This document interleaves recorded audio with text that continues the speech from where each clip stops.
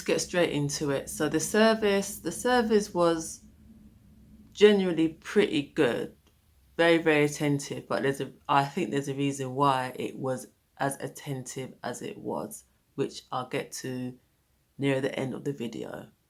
And the sandwiches, most afternoon teas I've been on, I never have an issue with sandwiches, they're fine. So this afternoon tea, I was asked, well, me and my friend were asked if there were any dietary requirements, and I said, yes, I'm a pescatarian.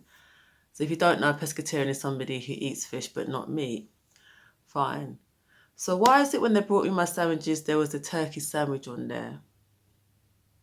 And I said, that's the turkey sandwich. I already said I'm pescatarian. You know, they apologised and everything. But I'm like, if you don't know what a pescatarian is, just ask. Just ask me.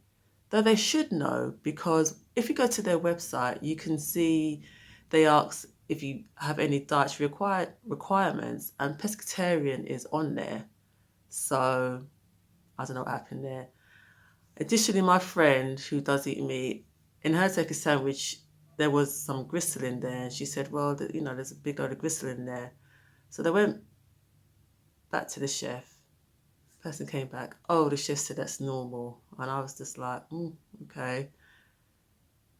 Having gristle in the sandwich is not normal. It's not normal. And you may think I'm being picky, but when you're paying a lot of money, you should expect, if I'm pescatarian, don't give me turkey sandwich. And if you're, whoever you're serving turkey sandwiches to, make sure there's not lots of gristle in it. The scones were lovely. They were warm, lovely as ever. They were pretty good. The sweets, I'm going to go through them one by one, and I'll probably end up looking at my phone because, can't remember everything off by heart. So there was the pear and bergamot snowflake, the roasted almond and orange Yule log, Rudolph pudding show bun, the fig and plum bauble, and there was a sharing cake of pistachio and amarena cherry Christmas tree. Now, what I found with all the afternoon teas that I've been on is that the sweets look amazing, but when it comes to the taste, it just doesn't deliver. And I just think, is it a case of just making it look as beautiful as possible and not really bothering about whether it tastes nice or not? Because the only one I liked out of all of them was the fig and plum bauble, which was really nice. The rest of them, it just had I don't think the flavours really went well together. So disappointing. Yeah, just generally disappointed with the sweets for me. Yeah. Okay, so the cocktails, I had the mulled wine martini, which was nice. It's really strong though, damn. I don't drink like I used to drink when I was younger. Oof. But I don't drink that much these days. There's alcohol. My friend had the Christmas pudding mocktail. She said that was really nice. Teas, I had Earl Grey, as I always had. I did try another tea. I think it was it a chocolate-based tea? But I always find with things like that, they don't taste as nice as they smell.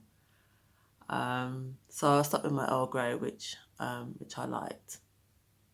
Now the cost with the cocktails is £80. Without, I'm not sure, because when you look on the website and the menu, it doesn't really give you that option, but I'm going to guess it's probably £70. Now, we didn't actually pay for this afternoon tea. It was complimentary, and the reason why is because a few months before we went to the Lanesborough for the Bridgerton afternoon tea, and we didn't have the best experience. My friend contacted them and they offered to give us a complimentary afternoon tea, which is why I said at the beginning the service was very attentive, because they knew who we were and why we were there, and obviously they wanted to give a really good impression. So yeah, was it worth £80? I don't know. I don't know if it was, because despite the fact that they knew who we were, how is it you give a pescatarian a turkey sandwich? I'm just like, no, no.